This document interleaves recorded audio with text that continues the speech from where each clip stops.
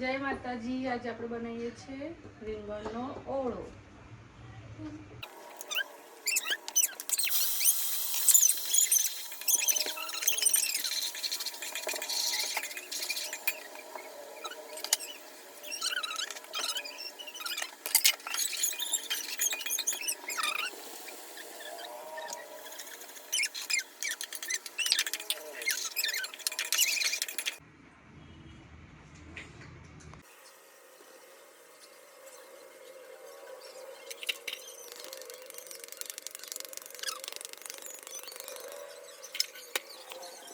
હું અમદાવાદથી છું પણ ઓલ ગુજરાત સર્વિસ છે મારી। હાર્ડનેસ 50% હોય એટલે 1 વર્ષ સુધી ટકવાની ક્ષમતા છે।